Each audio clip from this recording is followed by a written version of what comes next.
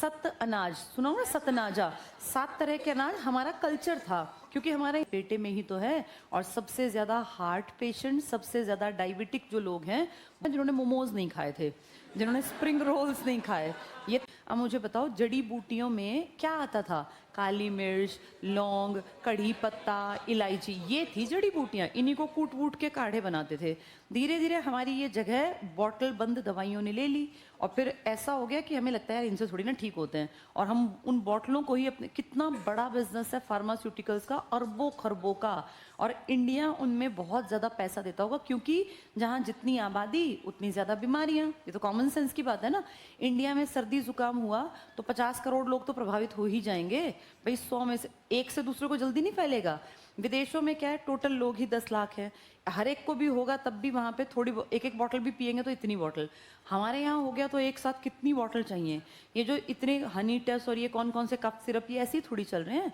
इनके बिजनेस जनता चलवा रही है। और क्यों चलवा रहे हैं? क्योंकि भैया बीमारियों से बचने के हमारे पास साधन ही नहीं है। पहले सर्दी आते ही ना बुजुर्ग लोग घरों में अपना कूट वूट के छोटे बच्चों को, बड़ों को, जैसे ये पुराना कल्चर था, सर्दी आते ही जो गोंद गोंद कतीरा, जिसको हम गूंद के लड्डू बोलते हैं, ये गोंद कतीरा ना नेचुरली इतनी बढ़िया चीज़ थी कि बुजुर्ग पहले से जानते थे।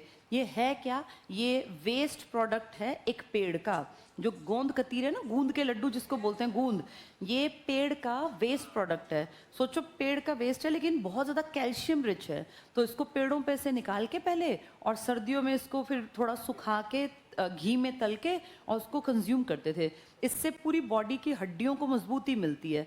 ये साइंटिफिक था, और ये आज साइंस इस बात को मानती भी है कि गोंद में बहुत ज़्यादा हाई मात्रा में कैल्शियम है। लेकिन हमें क्या सिखाया गया कि नहीं, लड्डू खाने से ये होगा वो। जैसे हमारे पूर्वजों ने जो खाना खाया ना, वो नेचर के साथ जुड़े रहे, इसलिए वो लंबे जी गए। हमारे दिमाग में क्या कर दिया टीवी ने ऐड कर करके कि ये तुम क्या देसी घी खाते हो, इससे तो बहुत नुकसान होता है, तुम खाओ धारा धारा धारा शुद्ध धारा, ऐसे ऐसे कर करके हमारे दिमाग में भर दिया कि हाँ हमें सरसों का तेल नहीं खाना। जबकि बेटा सबसे बढ़िया जो पुराने लोग हैं ना, वो कहते हैं या तो देसी घी खाओ, और अगर हर चीज़ में देसी घी अफोर्ड नहीं कर सकते तो फिर सरसों का तेल खा लो। लेकिन हमने क्या किया, इन सब चीज़ों को गाँव की तरफ, कि नहीं ये तो गाँव के लोग खाते हैं, हम आ गए रिफाइंड की तरफ। पुराने हमारे जितने बुजुर्ग थे सब गुड़ खाते थे। पहले हर घर में गुड़ ही तो था, शक्कर से भी पहले गुड़। बेटा गुड़ का कंजम्पशन उतना नहीं है जितना चीनी का है अभी भी। अगर कंपेयर करोगे तो चीनी का कंजम्पशन ज़्यादा, गुड़ की जितनी मिलें हैं उससे कई गुना ज़्यादा चीनी की मिलें हैं। कंजम्पशन ज़्यादा हो गया ना, तो ये चीज़ें ना, देखो ये अब समझो, इस वक्त को हम निर्यात करते थे, हम कितनी अच्छी क्वालिटी की चीज़ें बनाते होंगे जो विदेशी खाते थे। इन सब से हमें बंद करवा दिया, और इसके पीछे बहुत बड़े बिजनेस हैं आज भी। जो ये डायबिटीज़, ये ब्लड प्रेशर, कोलेस्ट्रॉल, ये ना पुराने टाइम में जितना था, मतलब एक पैरामीटर था ना, धीरे धीरे उसको घटाते जा रहे हैं। जैसे अब बीपी को पहले मानते थे 120 और 80 था, अब कह रहे हैं कि नहीं 110, और धीरे धीरे करके 60 पे ले आएंगे। उतना किसी का मिलना ही नहीं, फिर हर किसी को फील होगा यार मैं बीमार हूँ, मुझे दवाई लेनी चाहिए, मैं बीमार। ये बीमारियों का इतना बड़ा खेल है बेटा, इसमें करोड़ों करोड़ों करोड़ों, पता नहीं कितने अरबों खरबों रुपए लगे हुए हैं। और आप देखो, आज से 100 साल पहले किसी भी घर में दवाई नहीं लाते थे, बुरा मानते थे दवाई रखना। अब लगभग घरों में दवाई की कोई ना कोई शीशी या पुड़िया या वो पत्ते पड़े हुए हैं। दवाइयाँ ना आम घरों के अंदर घुस गई, और इसीलिए जो लोग दवाइयाँ बना रहे हैं वो तो होते जा रहे हैं अमीर, आम आदमी गरीब से गरीब नीचे, क्योंकि दवाइयाँ खर्चा मांगती हैं। पहले थोड़ी थोड़ी आदत होती है, फिर ज़्यादा। ये डायबिटीज़ अभी कैसे एकदम से आ गया? क्योंकि हम लोगों को इतनी चीनी खिला दी गई, इतनी चीनी, वो चीनी रिफाइंड जिसमें कि सल्फर बहुत ज़्यादा था, उससे लगभग पीढ़ियों को, जो हमारे सामने हमसे 20 30 40 साल बड़े हैं ना, उन सबको डायबिटीज़ की शिकायत हो गई। जो आज 90 साल का बैठा होगा ना, वो डायबिटिक नहीं मिलेगा, चाहे वो कितना ही मीठा खाता हो। वो हर साल सर्दियों में मीठा खाता होगा लेकिन डायबिटीज़ नहीं है। जो आज 60 के 55 के हैं ना, उनमें से 90% लोग डायबिटिक हैं। क्यों? क्योंकि वो उस पीढ़ी में आगे बढ़ रहे थे जब देश में हरित क्रांति का दौर आया, जब गेहूं बहुतायत में उगाया गया और हर घर में गेहूं खाना प्राउड की बात मानी गई। ये जो हम पुराने टाइम के लोग थे ना हमारे इंडिया के, ये अपना अनाज बदलते थे।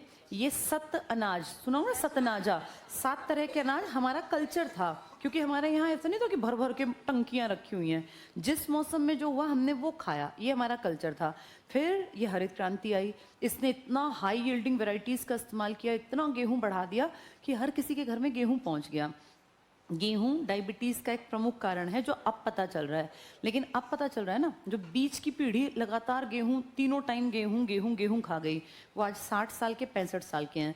हमारे देश में हरित क्रांति का मेन प्रभाव 66 के बाद आया था, शास्त्री जी की मौत के बाद, 67 से 69।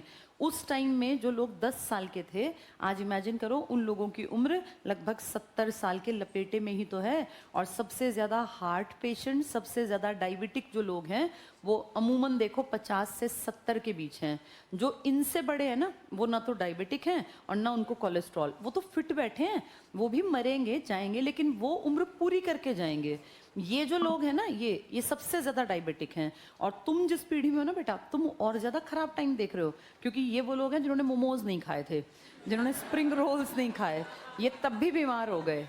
तुम अपनी पीढ़ी का हाल देखो, जो पैदा होते ही मैदा ही खा रही है, और तुम फिर भी ठीक हो। जो आज 2-3 साल के हैं ना, वो पैदाइशी बस मैदा, क्योंकि उनकी तो माएँ भी मोमोज खा के ही बच्चे पैदा कर रही हैं, तो वो बिल्कुल ही डायबिटिक निकलेंगे। क्योंकि क्या करें, अब जो लड़कियां आज खाने खाती हैं, जिनके बच्चे छोटे हैं, वो वैसा खाना नहीं खाती बेटा जो पुरानी औरतें खाती थी।